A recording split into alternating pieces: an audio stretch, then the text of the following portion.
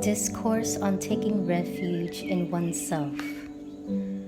I heard these words of the Buddha one time when the Lord was staying in the mango grove, in the cool shade of the mango trees along the bank of a river, in the land of Magadha. The elders Shariputra and Moggalliyana had recently passed away. It was the full moon day of the Uposatha ceremony, and the precepts were recited. The Buddha spread out his sitting mat and sat facing the community. After looking out at those gathered, he said, "As I look at our community, I see a large space left by the venerables Shariputra and Moggalliyana. In our Sangha, these venerables were the monks who were the most eloquent in giving Dharma talks, encouraging and instructing all the other monks, nuns, and lay people. O monks, people seek two kinds of riches, material riches and the riches of the Dharma.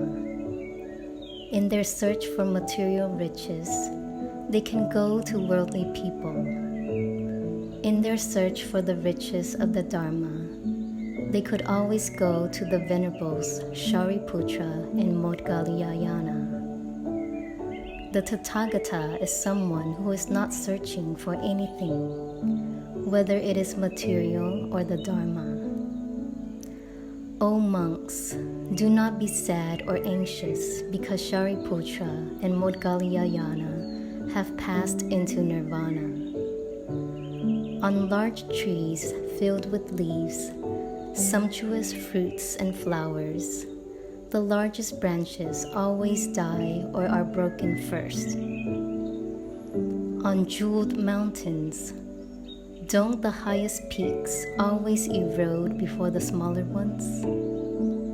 In the Sangha of the Tathagata, the venerables Shariputra and Moggalliyana were the greatest students.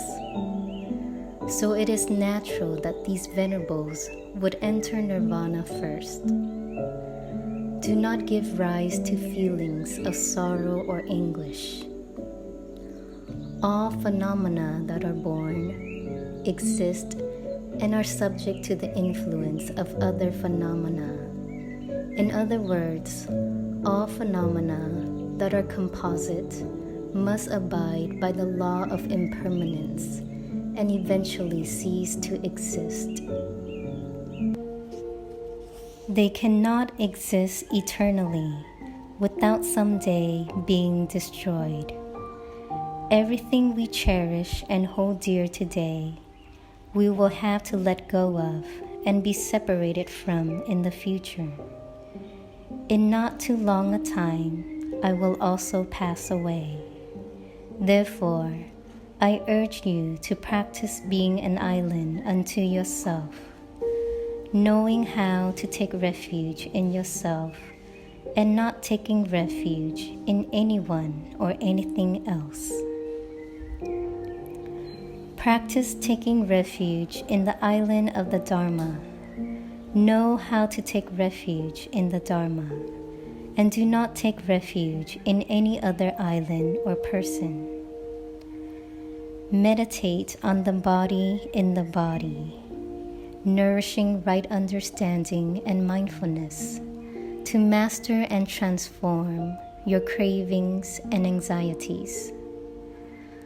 Observe the elements outside the body in the elements outside the body, nourishing right understanding and mindfulness to master and transform your cravings and anxieties. That is the way to take refuge in the island of self, to return to yourself in order to take refuge in the Dharma, and not to take refuge in any other island or thing. When the bhikshus heard the Buddha offer this teaching, they were all very happy to put it into practice.